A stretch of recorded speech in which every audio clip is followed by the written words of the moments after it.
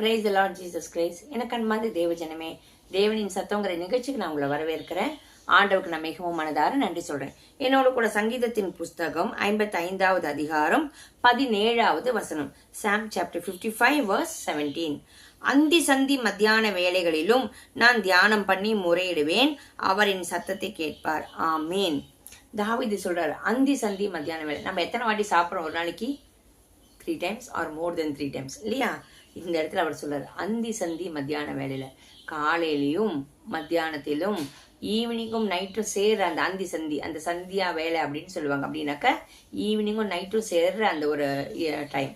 அப்ப அந்த வேலையில அவர் என்னவா, கர்த்தரை நோக்கி அவர் என்ன பண்றாராம், தியானம் பண்றாராம். என்ன தியானம் பண்றாரு? வேதத்தை வாசிக்கிறாரு, தேவனை துதிக்கிறாரு, ஜபம் செய்யறாரு.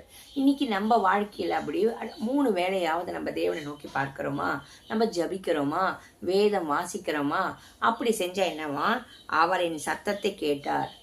அப்போ அந்தி சந்தி மத்தியான வேலையில நம்ம வேதம் வாசிச்சு ஜபிச்சு தேவனை துதித்து ஆராதனை செஞ்சு தேவன்கிட்ட நம்ம முறையிடுச்சு. என்ன முறையிடுற? உங்க பிரச்சனைகளோ இல்ல உங்களுக்கு என்ன ஒரு விஷயத்துல தேவனுடைய சகாயம் வேணும், எதுல தேவன் தலையிடணும்னு நீங்க நினைக்கிறீங்களோ அந்த விஷயத்தை நீங்க முறையிடுச்சு.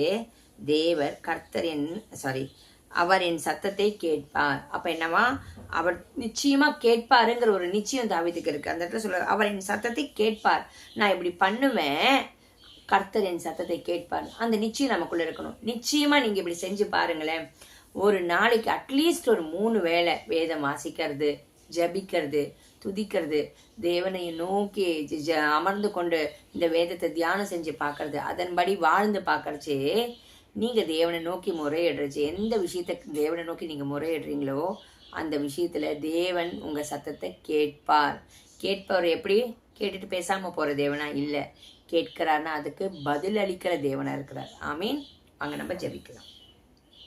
எங்கள் அன்பின் பரலோக தகப்பனே, சங்கீதக்காரர் சொன்னது போல எங்கள் ஒவ்வொருத்தரோட வாழ்க்கையிலும் ராஜா, அந்தி சந்தி மத்தியான வேலையில உமை தேட, உமை தியானிக்க, உமது வார்த்தையை தியானித்து அதன்படி நடக்க, உமை துதிக்க, ஆண்டவரே உமை போற்ற, உமை பாட, ஆண்டவரே ஜபம் பண்ண ஒவ்வொருத்தருக்கும் கிருபை தருவீராக ராஜா. அப்படி செய்யும் போது எந்த விஷயத்துக்காக நாங்கள் முறையிடுகிறோமோ அந்த விஷயத்துல தேவனே எங்களுடைய சத்தத்தை கேட்பீர் என்று நாங்கள் விசுவாசிக்கிறோம் தகப்பனே. அந்த விஷயத்துல தேவன் தலையிடுவீராக. அந்த விஷயத்துல சத்தத்தை கேட்டு நீர் பதில் கொடுக்கும்படியாக ஜபிக்கிறோம். இயேசுவின் நாமத்தினால ஜபிக்கிறோம் பிதாவே. ஆமீன். ஆமீன். God bless you.